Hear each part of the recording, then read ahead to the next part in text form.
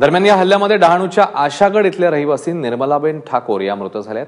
सध्या आमचे प्रतिनिधी गणेश ठाकूर त्यांच्या घरी आहेत। गणेश, काय स्थिती आहे निर्मला देवी यांच्या घरी? त्यांच्यापर्यंत ही बातमी नेमकी कधी पोहोचली? अमरनाथ यात्रेवर झालेल्या अतिरेकी हल्ल्यामध्ये एकूण 7 लोकांची मृत्यू झाली, त्यापैकी 2 महिला महाराष्ट्र डहाणू या परिसरातल्या होत्या। मी सध्या निर्मला ठाकूर यांच्या घरी आहे आणि आपण पाहू शकतो घराच्या आत अत्यंत दुःखद असं हे वातावरण आहे। महिला ज्या घरच्या आहेत त्या रडतायत, आपलं दुःख व्यक्त करतायत। निर्मला ठाकूर यांची ही नात आहे आणि त्यांची सून आणि त्यांचे जे इतर कुटुंबातील ज्या महिला आहेत त्या इथं आपण पाहू शकतो रडतायत आणि आपलं दुःख व्यक्त करतायत। अत्यंत दुःखद क्षण ह्या कुटुंबासाठी आहे, कारण निर्मला ठाकूर 2 जूनला गेल्या होत्या आणि जाताना खूप खुश होत्या। 2 दिवसांपूर्वी बातचीत झाली होती आणि असं म्हणत होत्या की अमरनाथ यात्रेचं दर्शन झालेले आहेत, वैष्णोदेवी यात्रा करून त्या पुन्हा लवकरात लवकर परत घरी येतील, पण तसं झालं नाही। निर्मला ठाकूर यांच्या दुःखद निधनाची बातमी या भ्याड हल्ल्यामध्ये या कुटुंबाला मिळाली। कुटुंबातील सदस्य इथे आहेत। संतोष पाटील आपले प्रतिनिधी इथे आहेत, त्यांच्याशी बातचीत। एकूण किती लोक होते या परिसरातील?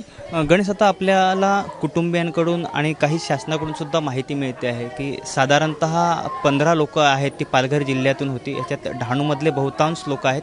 ह्याच्यामध्ये आत्ताची माहिती आपल्याला मिळते की इथून एक कासा म्हणून आहे, तिथे डोंगरे कुटुंब आहे, ती 2 जण जखमी झाल्याचं त्यांच्या कुटुंबियांकडून माहिती मिळालेली आहे। तर डहाणूमधले 3 जण अजून जखमी आहेत, ही अशी माहिती मिळते। त्याच्यात हे 2 डेथ आहेत त्या झालेल्या आहेत, त्यांचे मृत्यू झाले आहेत। दुर्दैवी आकांत आपण बघतो आहोत। एकूणच मोठी दुर्घटना ही जी आहे ती इथे झालेली आहे आणि शोककळा आहे ती पूर्ण ह्या जिल्ह्यावरती पसरलेली आहे। तुम्हाला माहिती कुठनं मिळणार आहे? कारण यांचं म्हणणं आहे की यांना पार्थिव शरीर कधी येईल आणि कधीपर्यंत अंत्यकार्य करताना मिळेल, सरकारकडनं अद्याप कोणतीही माहिती त्यांना देण्यात नाही आली।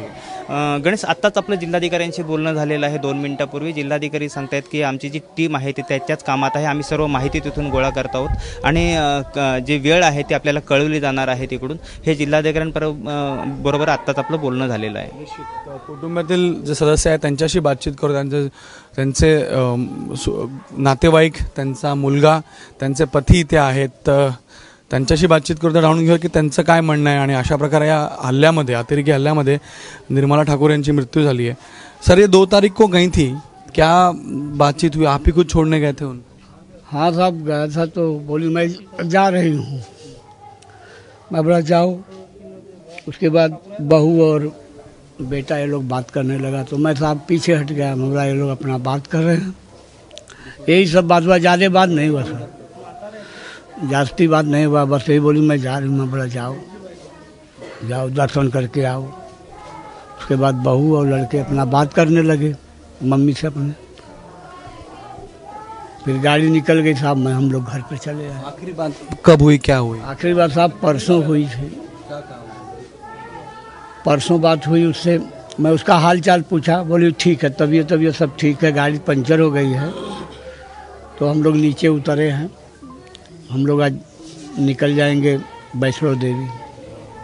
मैं बोला ठीक, अपना ध्यान देना, यही सब। और दुखद घड़ी आपके लिए, 36 साल का मेरे हिसाब से आपका साथ था, वो साथ आज टूट गया और इस तरह टूटा।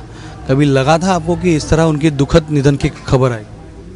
नहीं सर, नहीं, कुछ नहीं, ऐसा नहीं लगा, ऐसा कभी नहीं लगा। बस सरकार से यही अनुरोध है कि लोग बाड़ी को भेज देवे। आतंकियों को क्या कहना चाहेंगे जिन्होंने इस तरह? साहब, हम क्या कर सकते हैं आतंकियों को? तो सरकार का काम है ना, हम लोग क्या कर सकते हैं?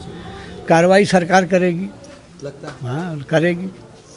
देखो, मुक्ति तो बोल रही थी बड़ी बड़ी रात को बात, वो क्या कार्रवाई करेगी? हम लोग भी कार्यकर्ता हैं, हम लोग भी पढ़े लिखे हैं, ऐसा थोड़ा है कि हम लोग अंगूठा छाप है। कश्मीर न सुधरेगा न सुधरेगा, कुछ नहीं, ऐसी सुलगता रहेगा। जब देश के जवान का गला काट के चला जाता है, ये तो हम लोग आम आदमी हैं, हमारी क्या औकात है? हमारी औकात क्या है? जब जवानों का गला काट के लेके जाते, सरकार कुछ नहीं करती, हाथ पे हाथ रख के बैठी है। दुःखासोबत रागही आहे। प्रश्न उपस्थित होता की सरकार काय करणार, कारण ज्या प्रकारे असा ह्या हल्ल्यामध्ये या निर्गुण अशा जे लोक होती जे यात्रेसाठी तिथे गेलो त्यांची मृत्यू झाली, तर प्रश्नही उपस्थित होतात, रागही आहे, दुःखही आहे. आणि आता सर्वांना निर्मला ठाकूर यांच्या पार्थिवाचं इथं सगळे वाट पाहतात की पार्थिव कधी येईल आणि पार्थिवावर अंत्यकार्य कधी करण्यात येईल. सरकारला विनंती आहे की कारवाई करा, पार्थिव लवकर पाठवा. त्याचबरोबर सरकारला हेही सांगण्यात येतं की ज्या प्रकारे काश्मीरमध्ये हे हल्ले होत आहेत ते हल्ले थांबवा, जेणेकरून अशा लोकांची मृत्यू यापुढे भविष्यामध्ये होणार नाही.